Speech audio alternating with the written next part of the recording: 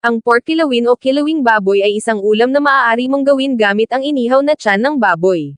Kung nagustuhan nyo ang ating videos huwag mahihiyang mag-iwan ng komento sa ating comment section. Maaari ko bang malaman kung taga saan lugar kayo para masendokan ko kayo ng aking niluluto? Paki-like and share na lang po para lagi kayong updated sa ating mga videos. Maraming salamat po. Shout po sa ating mga masugid na followers. John Amalanley, Rock TV, Wilma Abanes, Alien Hernandez, Marjorie, Guy Clutario, Rosnia Lopez Pains, Zumba Moms, Flora Tenido, Jessie T. Romero. Paki-comment po mga gusto ma-shoutout sa aunod natin vlog. Hindi tulad ng mga kahalintulad na pagkaing dagat ng kilawin, ang karne tulad ng baboy ay kailangang lutuin muna bago ihanda sa ganitong paraan dahil hindi ito lubusang naluluto kapag ibinabad sa suka. Ang pork kilawin recipe na ito ay sariwa at napaka. Ang pork kilawin o kilawing baboy ay isang ulam na maaari mong gawin gamit ang inihaw na tiyan ng baboy. Hindi tulad ng mga kahalintulad na pagkaing dagat ng kilawin, ang karne tulad ng baboy ay kailangang lutuin muna bago ihanda sa ganitong paraan dahil hindi ito lubusang naluluto kapag ibinabad sa suka. Ang recipe ng pork kilawin na ito ay sariwa at napakasarap.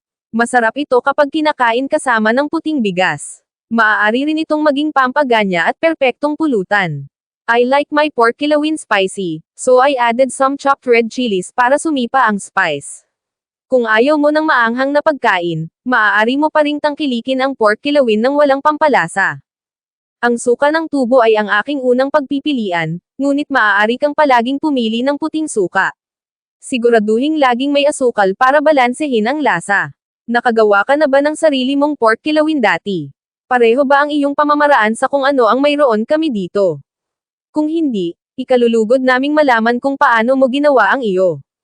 Mga sangkap: 2 pounds, inihaw na tiyan ng baboy. 1 tasa ng suka ng tubo. 1 medium cucumber diced. Kalahati kutsarita ng asin. Kalahati kutsarita ng butil na puting asukal. Mga pulang sili. 1 katamtamang dilaw na sibuyas na tinadtad. 1/8 kutsarita ng ground black pepper. Mga tagubilin. Hiwain ang tiyan ng baboy sa mga piraso ng paghahatid. Itabi. Samantala, pagsamahin ang suka, asin, giniling na itim na paminta, sili, at asukal. Haluing mabuti. Ayusin ang baboy, pipino, at sibuyas sa isang malaking mangkok.